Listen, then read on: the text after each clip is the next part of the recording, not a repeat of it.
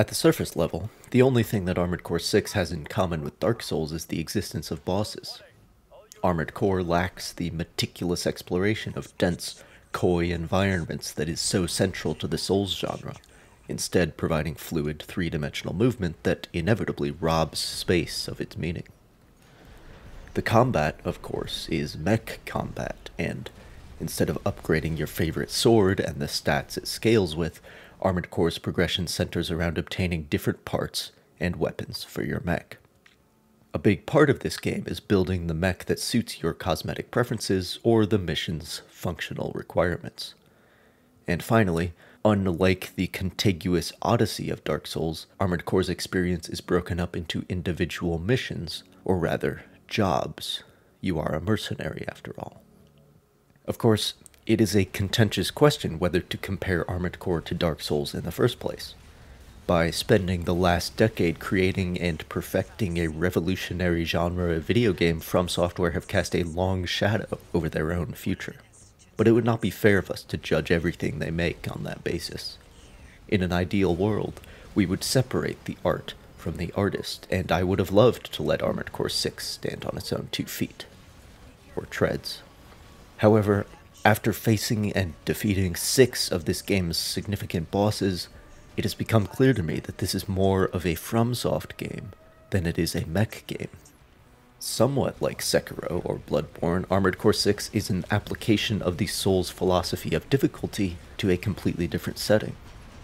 These bosses must be defeated in order to progress the main storyline, which means they serve the same purpose that they do in Dark Souls. And the whole point of the bosses in Dark Souls is to make success seem impossible until it isn't. Difficulty is a difficult word to wrangle with because it means so many different things to different people.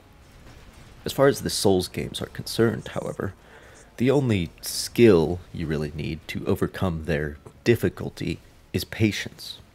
The patience to try again and again. The patience to learn attack patterns and timings. The patience to wait for the right moment to evade or to strike.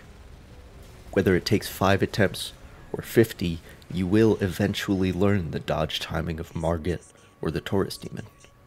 You just need the patience to make it that far. Armored Core 6's bosses pose just as much threat as those in the Souls games. They will kill you rather easily, and it is rather difficult to kill them. The problem, however, is that you lack the tools Dark Souls gives you to deal with that. Your heals aren't as plentiful or as potent as those in Dark Souls, and there are no iframes. This is a mech game with mech controls, so I wouldn't expect it to have iframes, but when I end up fighting a boss with telegraphed attacks that I am clearly meant to learn dodge timing from, it suddenly doesn't make sense not to have iframes. The primary mechanism for avoiding damage is just to always be moving, or ideally always be in the air. But even when you're airborne, there are still cannons, laser beams, or arbitrary AoEs that will hit you. What all of this means is that, in my opinion, several of the bosses in Armored Core 6 are at least as hard as the most difficult Dark Souls bosses, such as Millennia or Slave Knight Gale. But I actually don't have a problem with that. I don't have a problem with bosses or games existing that are too difficult for my appetite. There should be a place in this industry for high levels of difficulty, whatever difficulty means. But my criticism of Armored Core 6 is that it is not that place. I don't think a Dark Souls boss belongs in a mech game. I think it compromises the experience, both thematically and mechanically. Thematically, it makes sense to go through a depowerment fantasy when you start Dark Souls as a scrawny, undead nobody. That concept doesn't work very well when you're driving around a big mech with big cannons and big missiles right at the beginning. A fantasy of empowerment would make more narrative sense. And from a mechanical standpoint, some of these bosses just don't fit.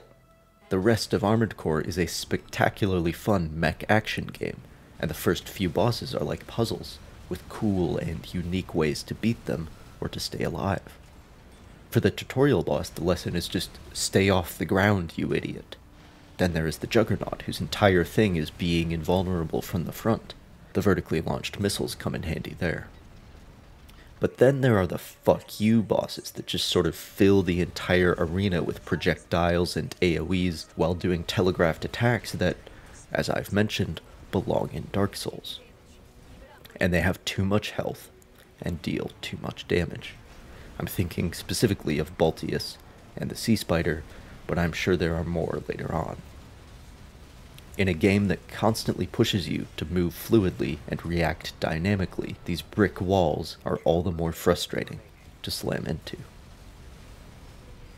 In Dark Souls, the brick wall is the whole point, and you are meant to eventually accomplish the impossible task by leveling up and by mastering the systems, such as iframe dodges, that allow you to offset the power differential. In Armored Core, you lack both of those vectors to success. More importantly, however, in my opinion, that's not the point of a mech game. The focus ought to be on tinkering with your toys and on spectacular, engaging combat. Spectacular and engaging, yes, but not necessarily difficult. Whatever difficult means. Bosses that require many attempts only distract from and serve as barriers to the cool mech stuff that I regard as the selling point here.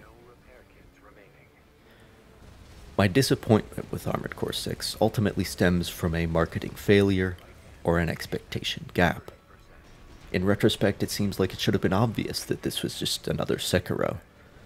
But I had hoped, vainly as it turns out, that this would be a fun mech game and would not be defined by From Software's recent portfolio. In essence, I thought that perhaps FromSoft would use this opportunity to take a break from making FromSoft games. I should have known that those are the only games they make.